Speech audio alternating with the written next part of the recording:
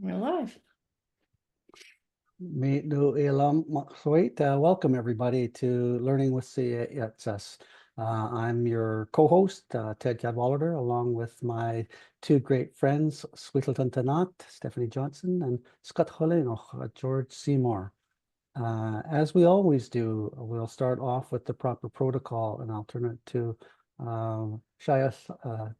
Scott Holenoch to welcome us to this territory. Okay, Ice Quail, Kolisulit. I Kunisilam Namasiam. Ice Quail, Jennifer Kramer. I truly believe that. I thought you were Kokwakla when I first seen that name. But anyways, I'd like to thank Ted and Squeetus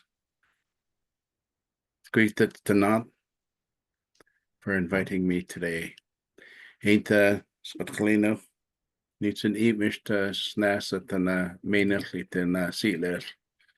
I walk with my name, my father and my grandfather, Scotkalino, who were hereditary chiefs of this Jaminist people. And I'd like to welcome you this evening. And I'd like to sing a little song for that's Chief Dan George's anthem. Oh, he, oh,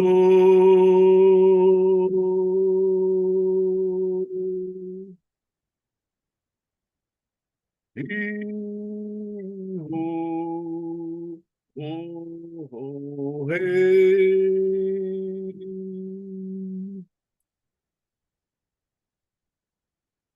Oh, he, oh, oh,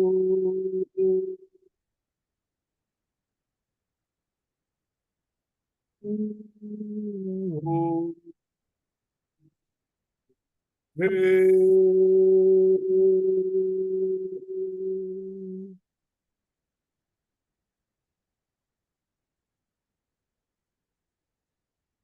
Hey, oh,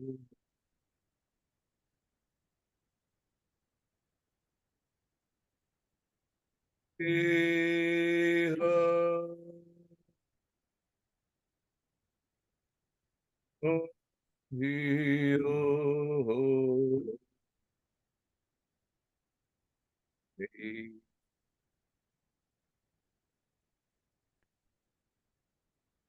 Oh,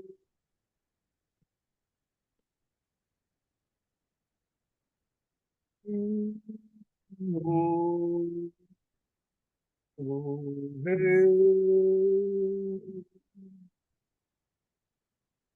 Oh, he, oh, he, oh, oh, hey.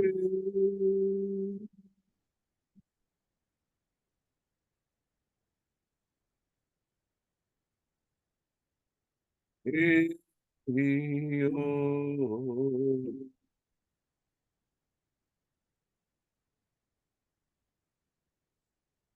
hey,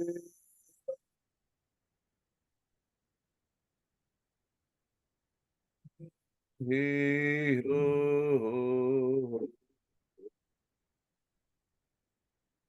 hey. Hey, hi, Chapka.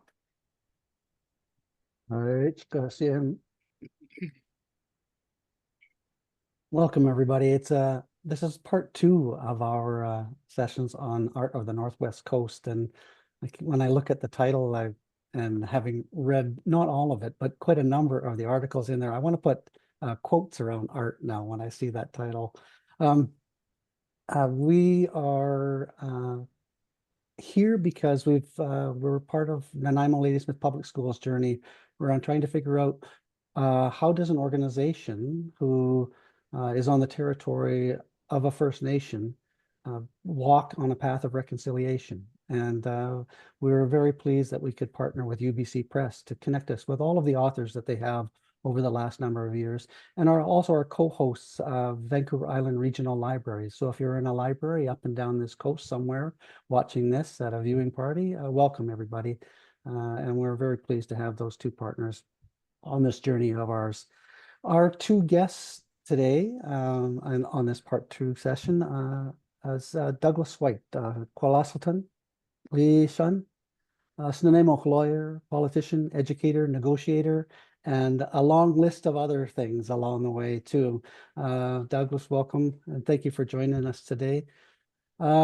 His partner in this adventure, Dr. Jennifer Kramer, associate professor of anthropology and curator at the Museum of Anthropology at University of British Columbia, with a focus on Northwest Coast of visual culture, and worked with many of our relatives, Hwalmach relatives, up and down this coast. And we were catching up on some of the relatives that she has worked with over the years too. So welcome to you both. Uncle George has opened our house, so the floor is yours, my relatives. Great. Thank you so much, Ted. And thank you, George, for that beautiful prayer. Thank you, Stephanie, for the hosting and the invitation to be here with you all. It's an honor to be here with Jennifer Kramer to talk about this book and some of the thoughts in it that we put together so long ago. It feels like a long time ago now when they first reached out to me when I think I was in law school. So that's some years ago now, 20 years ago. And we started working, I started working on the piece, and ultimately it became this incredible publication with so many other contributors. Really a remarkable contribution, I think, to the work of understanding Northwest Coast art. I really appreciate, George, you singing Chief Dan George's song there. It's I think it's used now as the Coast Salish national anthem. And it's a song that comes from his family.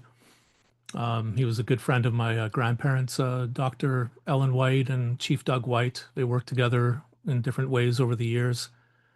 I'll never forget the day when I was a little boy. I was in Lanceville at a family gathering, and my cousin Scott Marshall and I, we decided, let's go play lacrosse in the field down the street. So it was a beautiful sunny day, and we're playing lacrosse, throwing the ball back and forth.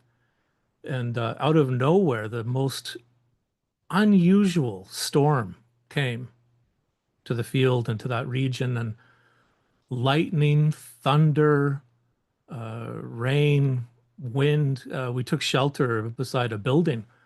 And then Grandma and Grandpa came and picked us up. They realized they needed to come and get us. And Grandma said, she remarked on the weird weather and said, a great person, I think, has gone on to the next world.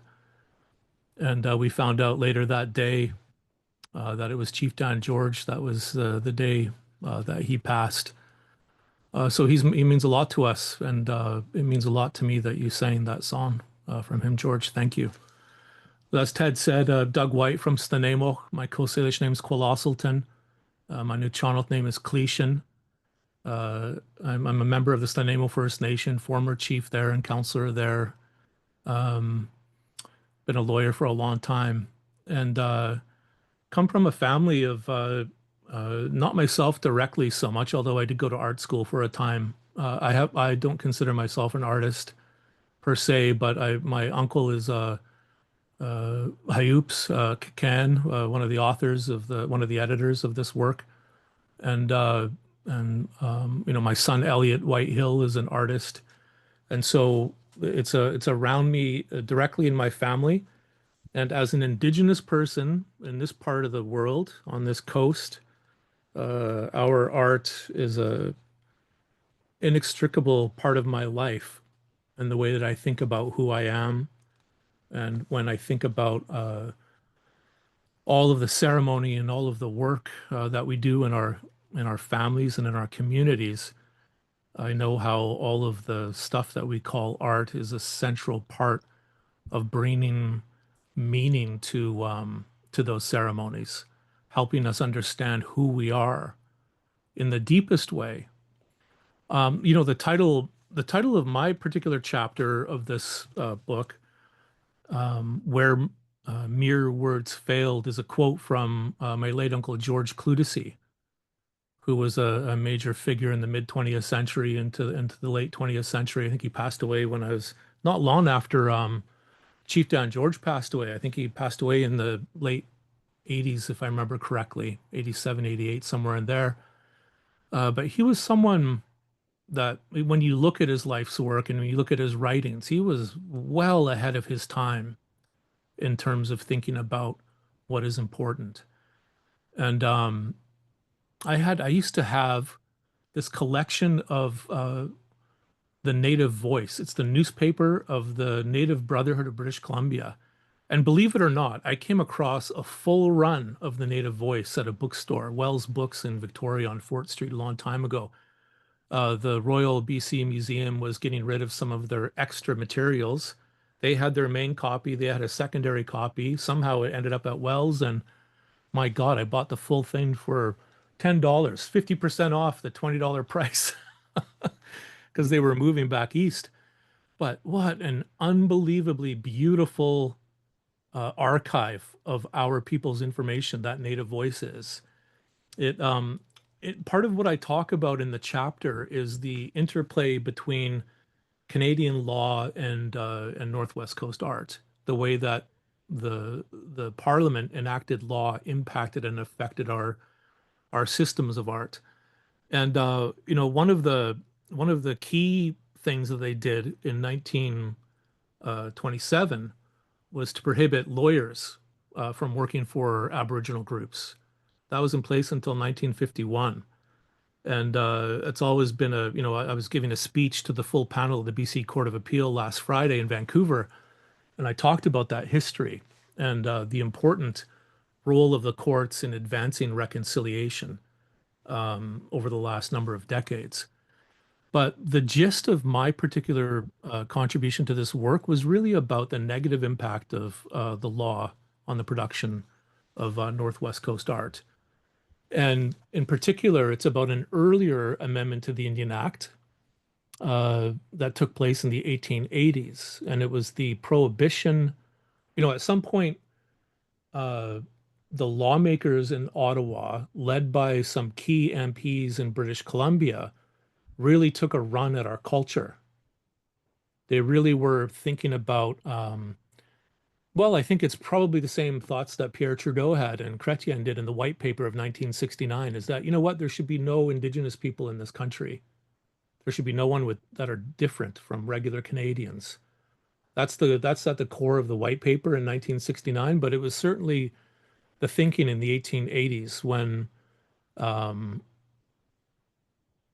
the Canadian Parliament was developing and putting in place a decade earlier the Indian Act and they amended the Indian Act in the 1880s to say, you know what, we're going to make it a statutory offense to hold potlatches and certain kinds of dances that were referenced dances in the prairies.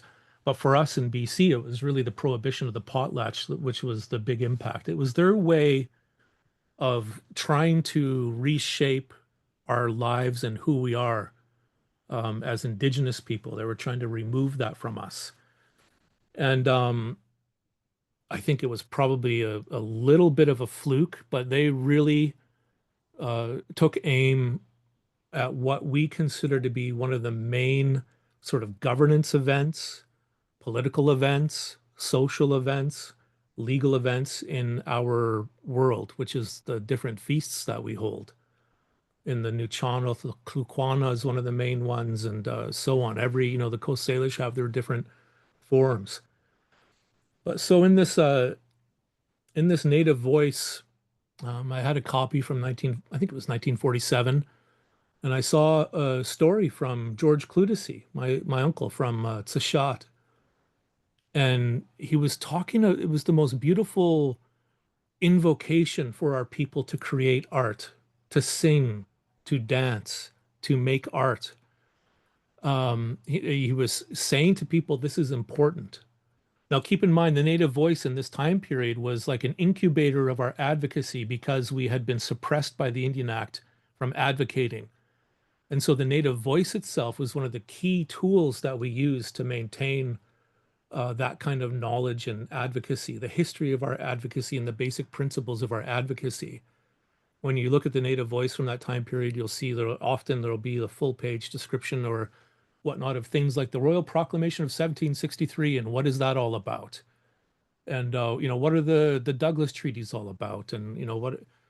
So on the surface, it was a fishermen's union, but for that time period, what it really was in addition to being a fishermen's union, which it was and continues to be to this day, it was a very important underground political activist space for Indigenous peoples to continue to communicate about these important things. So in this particular piece that Uncle George wrote in 1947, where he's asking people to sing, to dance, to create art, he had a weird parenthetic comment in there where he said something to the effect of, I don't want anyone to get me wrong. I don't personally support potlatches. And, so when I was reading this and I came across this probably 20 years ago, I'm like, what? It was so out of left field. It was so contrary to everything that I know about my Uncle George Clutesy, and how when I was growing up as a boy, I saw him at and witnessed him at numerous events in Port Alberni and elsewhere, where he was a key player in potlatches. He was the guy, right? He was the one of the main dudes standing up and conducting things and running things. And I'm like, what in God's name is he talking about? He doesn't support potlatches. And then, I'm like, oh my God, it was 1947. Of course, there was still a law. It wasn't repealed until 1951. And so he put that in there to protect himself. It was like a legal strategy to protect himself from prosecution of some kind under the Indian Act. He didn't want to be seen to be encouraging potlatches, but he was encouraging singing, dancing, and making the stuff we use in potlatches. And so I use that in this work as a starting point, a launching point to look into the impacts of the use of Canadian law to diminish or affect our rights. It's important to know in our art systems. It's important to know that the law functioned in many other ways other than simply directly attacking the potlatch. The Indian Act, what is a potlatch? A potlatch is a space where our governance is happening, right? Our politics is happening, our authorities being expressed, our relationship to our territories. People are standing up and sharing resources from different parts of the territory with each other, distributing resources. All of these things that when you look at it, it's really about the Aboriginal title and the Aboriginal rights of our people in play through that particular space. Well, those things were attacked in many other ways other than just that one provision of the Indian Act prohibiting the potlatch. Of course, we were horribly dispossessed. The Indian Act, it's a absolutely astonishing thing to me that here we are talking in 2025, and right now in this country, we still have an Indian Act, a piece of federal law called the Indian Act. And I've got a card in my wallet that says I'm a status Indian and all of this nonsense. It has profoundly impacted our people for a very long period of time and continues to do so today. But the dispossession of our lands and being put onto Indian reserves, the disruption of our traditional forms of governance and leadership, being displaced by Indian Act chief and councils. When you look at the historic patterns, it's a very clear, comprehensive strategy of disrupting Indigenous lives in this country. What it means to be a First Nations person was interfered with in so many ways. But the impact specifically of the potlatch prohibition was one that really led to a shift in the production of that art. It had to be done in very specific ways when it was done. And it could not, you always tried to avoid being seen to be producing materials for the use in different kinds of potlatches. And in my particular chapter, I talk about the history of potlatch screens in Nuu-chah-nulth tradition and history. When you go back into the mid 19th century and earlier, you see that the Nuu-chah-nulth people they created massive cedar wooden screens that were movable. They could be moved around in the lawn houses, but these massive wooden screens with different kinds of crests and stories on them, painted on them, were the main form of potlatch screens. They created in the front of them, there was the sacred space for the potlatch work to be happening, and it would be the backdrop to that. It would be that's where the family would stand and speak from. That's where the speaker would be. That's where the main work's happening. And then behind the screens is where the family was preparing or where things were stored, or and then the different kinds of mythological creatures would emerge, come up above the screen, poke up, or they would come around on into the space that had been prepared with eagle down, and all of that turned into a sacred space where people could be named, people could be married, people could be memorialized, all the different work that we do. And so a very important part of what potlatching was. Now, when Indian agents came to lawn houses, that's not something that you can hide or move quickly. They would just, Indian agent would come, they would see, oh, you've got potlatch screens in your house, and that would be a problem. So one of the strategies that we deployed to get around that was shifting the way we made those screens from massive cedar wooden boards that weighed a significant amount and took up a lot of space. We turned to big, large muslin cloth screens that we painted the same things on them, but if we needed to in the middle of a feast, if we knew someone was coming, it was easy to take them down, roll them up, and hide them away quickly in a way that you couldn't do with the large wooden screens. And that was and if those screens were lost, then it was a much smaller loss than losing a set of massive wooden screens in terms of just the labor of creating those big screens, as compared to painting on the big muslin curtains. And so, in that particular work, I talk about all of those things, about that shift, that kind of a shift, and that kind of a strategy. But now I want to spend just a couple of more minutes, and I do hope you get a chance to read that piece. I was very honored to be a part of that work with Jennifer and Charlotte Townsend Galt and Uncle Ron and all the other people. I think that there's some useful stuff there, and I hope that you find it useful as well. We're now thankfully in a very different era of the relationship. This particular speaker series, I think, is a very good example of the different time that we're in. This is a remarkable thing that you do, gathering up people to talk about all different kinds of issues. It's a very important resource for everyone. But we're shifting now into a profoundly different time, yet we still have some colonial remnants that we're grappling with and dealing with, that we need to all together work to figure out.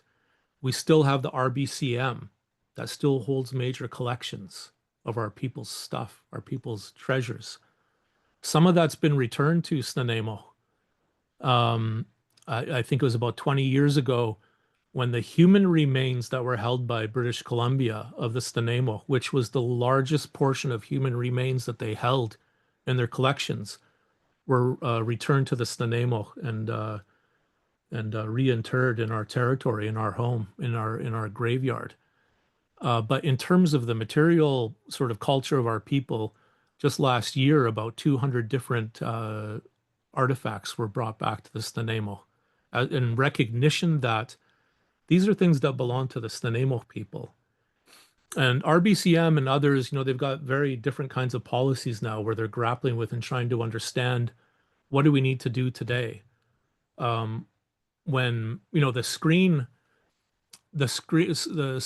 of my family screens as an example is in, what's the name of the American Museum of Natural History in New York, Central Park West. And my sister and I had a chance to see it unexpectedly one day. We went to go see the Totems to Turquoise exhibit that was there. Holy man, what the beautiful jewelry, engraving, Bill Reed, Jim Hunt. Oh man, what a remarkable show. We're looking at it, and they had some of Bill Reed's old, really nice jewelry. And looking, I was peering down in a case, and then when I stood up and looked, there on the back wall, decorating the exhibit, was one of our family screens. It was two. Our family screens are made up of two screens, and so one of them was up on the back wall as a decoration. We were kind of shook, and we went behind the wall was a little gift shop of some kind. We were there talking.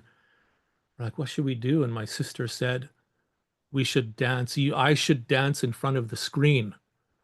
So we need to go back out there. And Doug, you need to sing one of our family's feast songs, and I will sing, I will dance in front of the screen. So we went back out there, and there we were, and looked around. You know, there's all kinds of people in the exhibit looking around, and security guards and whatnot. And like, well, here we go. We'll see what happens.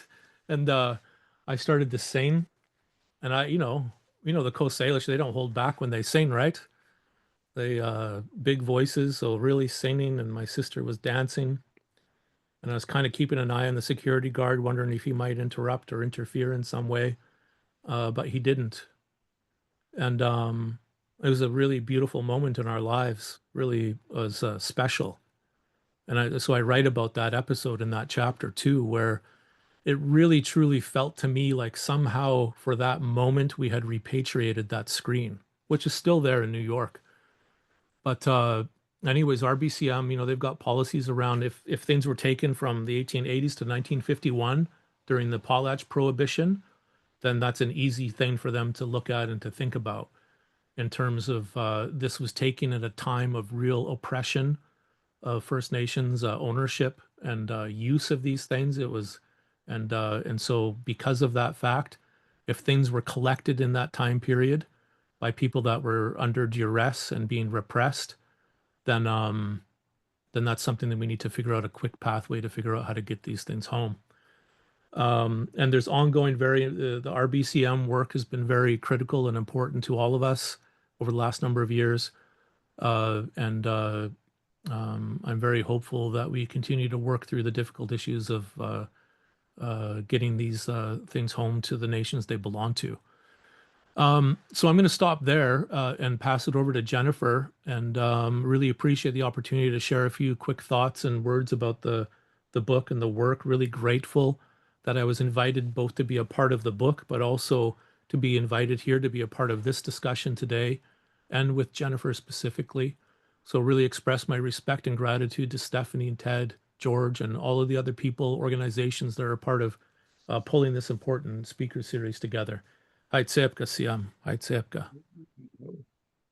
Terrific story to connecting back to that dad screen too. Thank you for that. Over to you, Jennifer. Right. Let me see if I can get my PowerPoint presentation to show. See it. I just need to. There it is. Can you now see it? Yes. Fabulous. Thank you. Jennifer, we can see it in presenter view, but so we can see the slides down the left-hand side too. Oh, how do I So do that? if you go on view on yours across the top, you could just change it to start from beginning. You see review? Can you see it? Yeah, slideshow. Okay, there we go. Is that good? Okay, thank you. Thank you so much for inviting me to be part of this important series on reconciliation and learning together in these beautiful territories. I come to you from the home of the Homusqueam people here out on the Point Grey campus at the University of British Columbia. Doug actually putting us together. I hope the people that are listening today also heard Syeyutsus speak. And I wanted to share it was my wonderful experience to be able to work on this anthology with Syeyutsus, then Kikien. And I love actually that publication history shows that growing and changing names through time as people grow and become such incredible knowledge holders like Syeyutsus is. And just what you're seeing right now on the right is a drawing that Syeyutsus did that he allowed us to incorporate into the anthology. And it's dancer actively dancing and singing with great joy and transformative powers connecting to the supernatural. So it's right at the front of our book, which is this sort of history of the way that this idea of First Nations Northwest Coast art has been represented in the published works. So we had 250 years of publications. But of course, what was most important in this is that it's a critical historiography, that certain different authors and in different places and in different times with different agendas had different ways of thinking about what, and I completely agree with Ted, art in smart quotes, because it was this aestheticization, as Doug put it, when the American Museum of Natural History used his curtain, his screen, as mere decoration, they completely did not understand what they were stewarding and caring for at the American Museum of Natural History. Jennifer, Yes. can I stop you there? The slideshow is just flashing repeatedly from the very first slide. Maybe Oh, I can get weird. you to stop sharing and then share it again and Yeah. see if it will straighten it out. I don't know why that's Okay. happening. No, don't know either, Okay. but we're going to try to do it again. Do you have two screens, Jennifer? No. Okay. Oh, you mean it's, I don't think so. Okay. Okay, Sorry, I'm not that good with. That's all right. No, but if you hit share and then Oh, pick yeah. that slideshow Share. again. Oh, I see. Yeah. Maybe I do have. Thanks for the heads up, Charlene, in our chat. Oh, that looks better.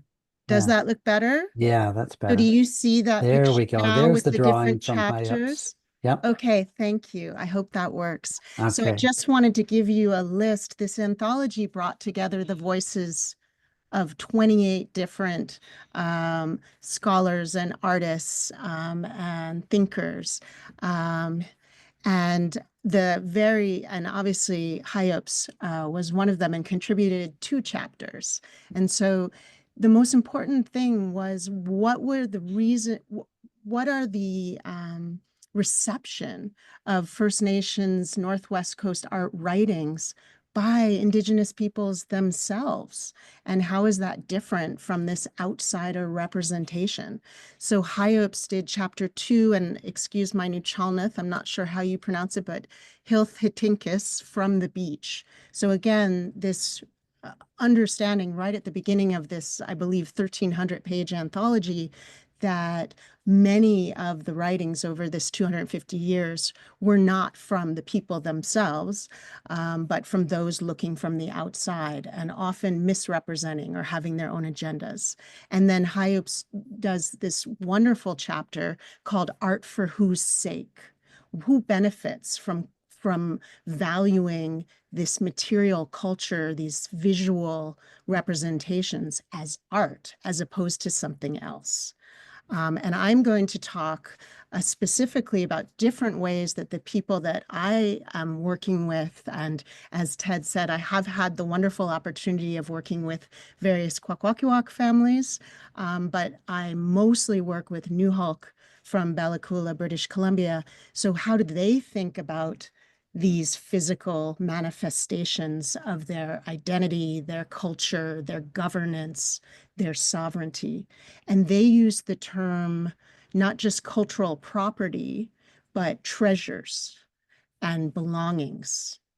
And so I think it really fits. I'm going to be talking about an exhibition that I just opened at the Museum of Anthropology with a Newhalk knowledge holder, Centicula Clyde Talio, but it fits very well building on Douglas White's chapter, Where Mere Words Fail, talking about Northwest Coast art and law, because my own chapter was interested, it was called, as you can see, Fighting with Property, the double-edged character of ownership.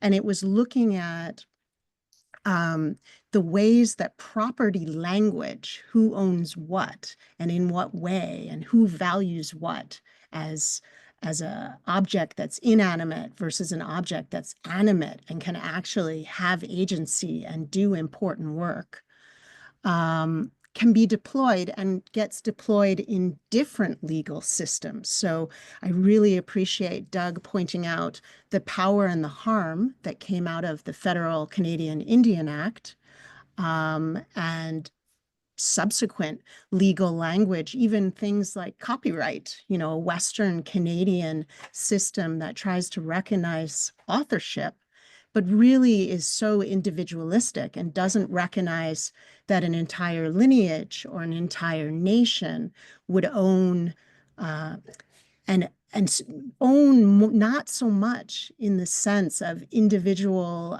property and possession, but own as in responsibility towards, stewardship of, ongoing passing down through generations of connection to these visual representations. Actually, they can be tangible and intangible, and they're not just like you see here, a physical mask or a raven rattle like you saw Syeyutsus talking about, but they could be songs, they could be smayusta, oral history.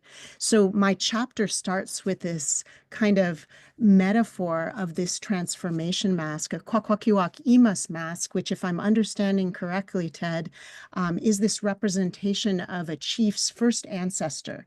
And so it's as the ancestor came down and the supernatural beings that they encountered and the work that they do when they became human and landed on this earth, and then the passing on of that sort of governance system through potlatching, you'd show a transformation mask like this. And so this one is very specific, historically collected by an ethnographer, Franz Boas. And this is Chief Nolis, and there is an ongoing Chief Nolis. It was Edwin Newman, but now it has been inherited down. But the reason I started with this mask was because it shows a chief sort of fighting his enemies angrily, and with the help of this bear being, this bear supernatural being. But then when the mask opens, he's sharing his property, he's giving his wealth, he's enacting reciprocity and doing the work that a chief does in governing and caring for not only human beings, not only natural beings, plants and animals, but also supernatural relations. So I use this as a metaphor of the power of property language, and that it has been in the past used to suppress and diminish through legal issues like a museum buying a physical object and taking it out of the care and control of a First Nation, like Doug talked about with his screen.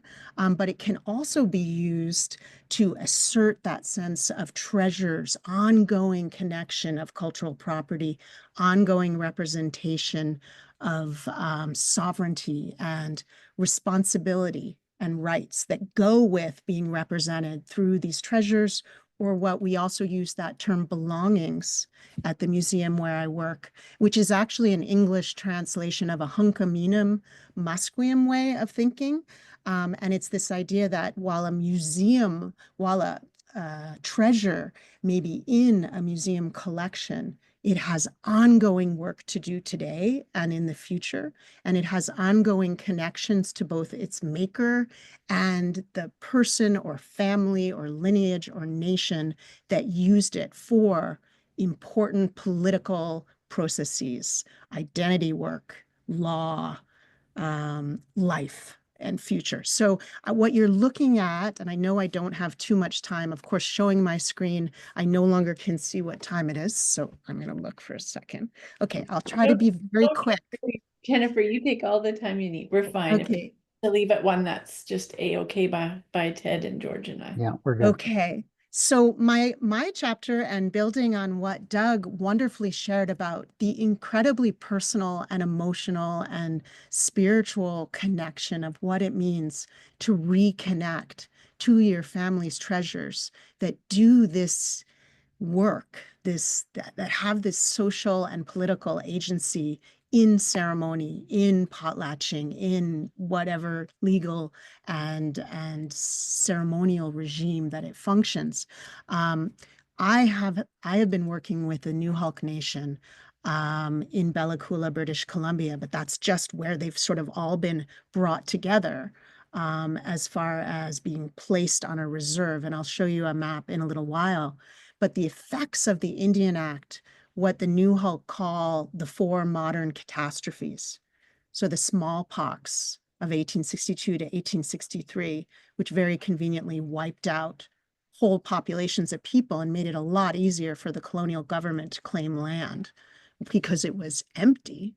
The being placed on reserve, so forced off your territories, which allowed you to live this incredibly good and connected life with the resources and the responsibility of care and reciprocity that you need. The third one, residential schools that rip children away from their homes, forbid them from speaking their languages, which of course are an oral worldview and way of relating to the world and the universe. And then the fourth, what Doug also importantly, so crucially harmful, was the Indian Act, and specifically the anti-potlatch law between 1885 and 1951. So New Hulk Strong, Dancing Down the Eyelashes of the Sun, is an exhibit that Clyde Tallio, Centicula Clyde Tallio, a New Hulk director of language and culture, and you'll see an incredibly young man, actually, fluent in his language, but trained by his elders. We co-curated this, and it's about how the New Hulk are asserting their sovereignty and doing it through connecting to their treasures, some of which are in museums like the Museum of Anthropology or the American Museum of Natural History. And what you see here, and I love this, is I feel very, very lucky to have worked with various Kwakwaka'wakw family members, but also New Chalneth with Syeyutsus. So here you see Clyde Tallio welcoming his nation to this exhibit that opened February 20th at UBC on Humasquiam territory. Ron is a very important mentor of Clyde, and he was there to witness this.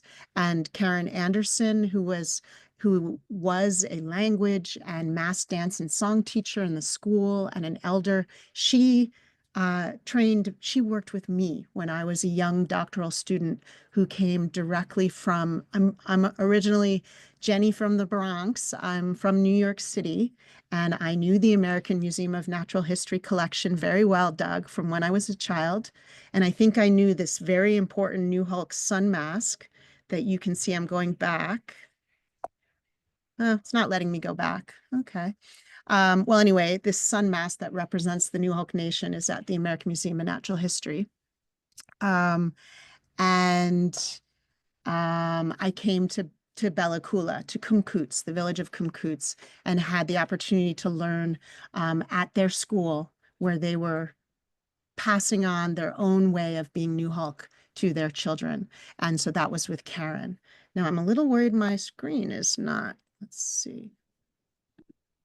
Oh, that's letting me do it. Okay, so this is New Hulk Strong, and it uses the ways of knowing about being New Hulk and how the New Hulk came into this place. And so the very first theme is the fixing of the world.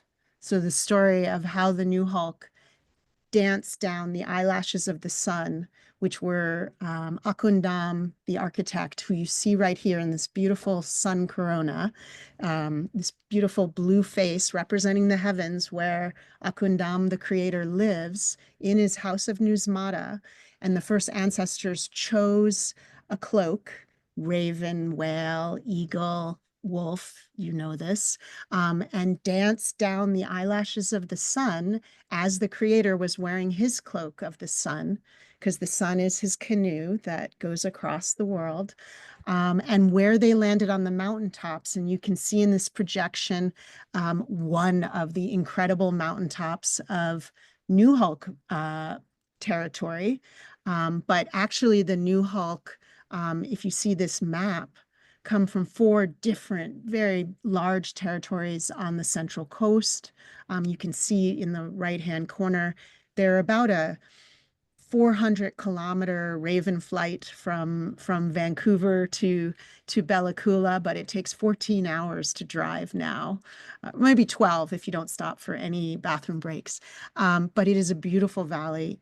And so we were sharing who the New Hulk were with the rest of the world.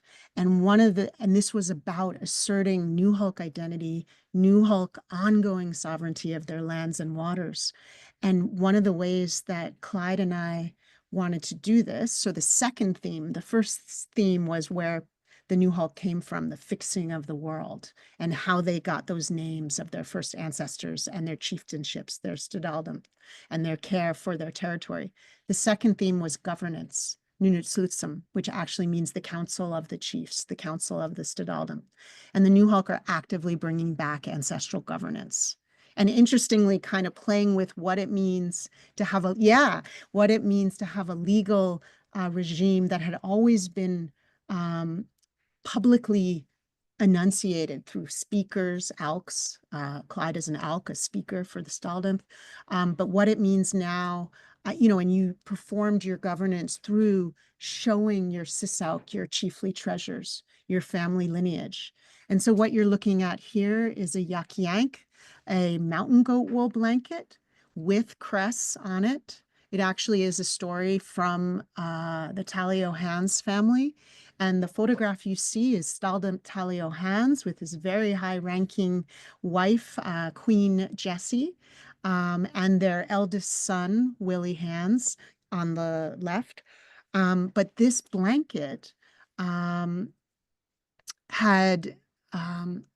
been passed to Willie with all the formal protocol of a potlatch in the 1970s, Doug, when it was no longer illegal, but the New Hulk were really fighting with coming back from the 4 modern catastrophes of smallpox, the anti-potlatch law, Indian residential schooling, and being forced onto reserves. So they were still building back strong. And the main message that came out of this exhibit was not that all of these cultural treasures were stolen from the nation, but that sometimes the elders, the ancestors, made the difficult choice to put their knowledge, to put their smayusta, their stories of origin, to put their songs and their treasures in museums or in universities, in books like monographs, ethnographies, in order to save them,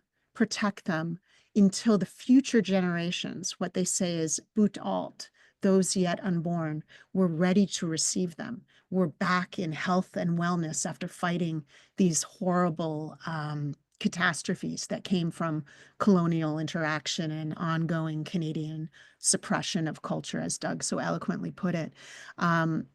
I won't talk about the potlatch hat and the talking stick. That's a different family treasure. But you'll see that this is just a representation of a small portion of both Talio and Hans that are descended from stadaldom Talio Hans. And this blanket had been put in the Glenbow Museum in Alberta in the 1970s by Willie Hans himself. He made that difficult decision. And the nation actually kind of lost track of where this blanket was. I only had a kind of color slide, and that black and white photo. And my predecessor, Bill McLennan, who was a curator here at MOA, his daughter is married into the New Hulk Nation. She's not in this picture, but her husband is a Hans and was very excited to be connected to this blanket. So when we brought this, we borrowed this blanket from the Glenbow Museum, and the descendants were so celebratory to be reconnected with this specific Yuk Yank. But we're also using this reconnection, this return to we're going to be asking the museum, since I don't believe they've ever shown it. They didn't even have a photograph of it in their catalog, to my utter shock. I mean, it came in the 70s, the 1970s, not the 1870s. We're hoping the stage, their contemporary stalldom, Aaron Hans, said maybe it could be come to MOA, so it's closer to home. And then when we're ready to take it home, we will do that. So this is an ongoing negotiation of what the future return or repatriation of this blanket can be. I also want to share some other reclaiming and reconnection to both cultural belongings and treasures. This is Dion Paul in the center with that beautiful smile she has. Her mother is married into the Syeyutsus Nation. Some of you might know her. And this is her auntie, Francine, who's New Hulk and lives on Vancouver Island, actually, I believe in Nanaimo, so you all might know her. Dion Paul is an artist as well as the Indigenous art liaison for the city of Vancouver, a city of reconciliation. And she was inspired by this Yuk Yank, this mountain goat wool blanket that looks a lot like the one worn by her ancestor, Eliza MacMoody, in this 1922 photo, to make this incredible headdress. So she was getting her MFA at Emily Carr, and she was interested in bringing back all of the performative and rather transformative, exciting things about ceremonial regalia. So she used this blanket to weave the headdress. She put on the bear fur, and then she put in, I don't know if you can see it, but the blue lights are these blinking fiber optic cables. And I thought, oh, she's trying to be, contemporary techie. But she later told me that no, the New Hulk in that first picture, we're the people of thunder, Syeyutsus. We come from the Valley of Thunder, and lightning and thunder are our power for us. Just like when Chief Dan passed away and you had that incredible thunderstorm. So this headdress actually blinks, and it's because she feels very connected to her home in the Valley of Thunder. And I'm coming to the end, but just another example of the way the New Hulk actually, this was the first exhibit that the New Hulk have ever had totally dedicated only to their own cultural heritage, their own ways of being New Hulk. But since the 1880s, the New Hulk have been at the forefront. I don't know if you know this, Ted, or George, or anybody, but if Franz Boas had not met these 9 New Hulk men who chose to perform in Germany in 1885, he met them in Berlin at the museum there, he would not have come out to work with the Quag youth in Thaxis. So it's this incredible story of reciprocal relations. And of course, Boas has the first American collection with George Hunt, your relative, collected at the American Museum of Natural History. And it was due to these 9 New Hulk men who made that choice to be paid to share their culture, their songs, their language in Germany in 1885. And so we use this term in this section, Nayalyanth, which means practicing reciprocal generosity, thinking about how things move between and in circles. And we actually use that sun mask as the design.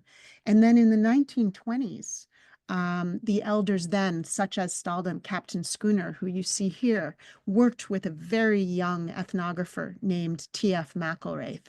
And T.F. McElraith put together with the sharing of the elders who made the choice to trust him with their knowledge, to adopt him into the family in this difficult time. Not only did they share their Syeyutsus, their songs, their knowledge, their history, But those masks that you see in the back of the exhibit were gifted directly from these chiefs and Nitzalt matriarchs to T.F. McElraith.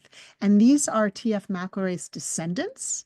The man in the pink shirt is Tad McElraith. He's a ethnographer and anthropologist now, the grandson. He works with the Tahltan.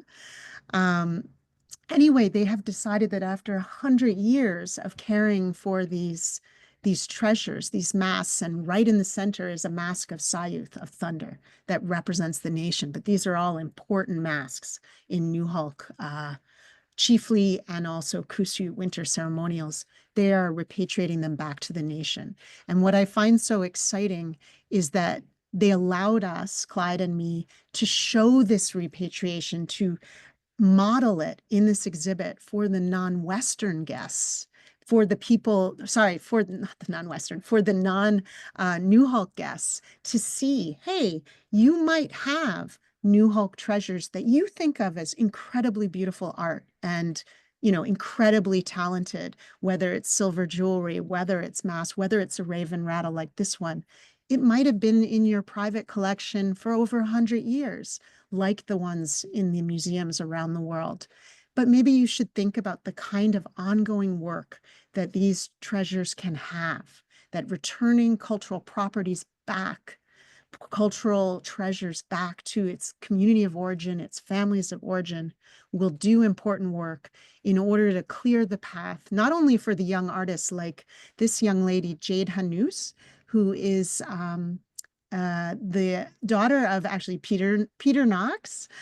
Peter Knox is David Knox. She considers David Knox one of her mentors as a carver, but she's also New Hulk and a Wekino. And Jade was our, she worked as a designer for the exhibit. So all of the designs, like the raven spreading the light that you see on the bottom of the label, were designed by Jade, as well as that beautiful thunder at the entrance. But here you see her meeting this rattle, this yatan that has been out of the nation for over 100 years, and what it means to her to be inspired by what we call the hands of your ancestors, that direct connection. And of course, as Ron told us, that transference of power with the tongue from the ancestor to the frog, and, you know, all of this transfer of energy and supernatural power represented in a raven rattle. I'd like to see that keep happening with the reconnection and return of treasures. And so I'll end it there, but here is this circle again. I've felt so lucky to have worked with Karen and Ron for 30, 20 years, and with Clyde for 17 years. And I'm really happy that UBC was able to recognize Clyde Talio's knowledge and the work he does for his nation and for the coast by making him Dr. Centicula, as we say. And so here he is with his mentors at UBC in 2023. And Stu22, I thank you for letting me share in this really powerful conversation. That was beautiful. The both of you. Oh, thank you so much for sharing that. One of the things that stands out for me in that book, Jennifer, and I know Doug has had to go back to some meetings that he has scheduled too, is that all of those pieces of art still have agency. And one of the things that you said, they continue to have agency and they continue to have work to do in our world.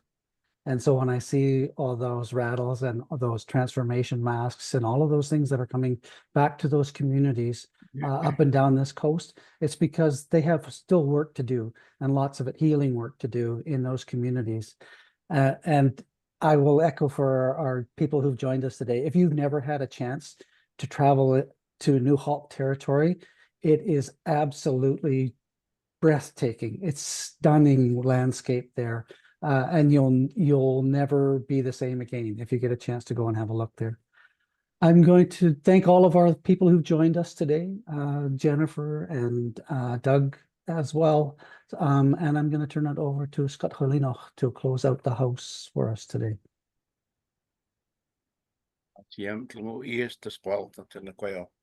Really, it was very interesting to hear the talk today. everything, connected to me, because when I did the SFU linguistic course, I learned that Nohawk was the most northern Salish village. So that was very interesting talk to me. But but I'm gonna sing something that ties it together. It's from Lehel. Lehel really ties us together. It's Lehel. Mhm. Oh, yo, oh, yo,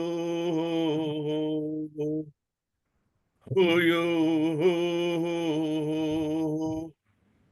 oh, yo, oh, yo, oh, yo. Oh, yo, oh, yo, oh, yo, oh, yo, oh, yo,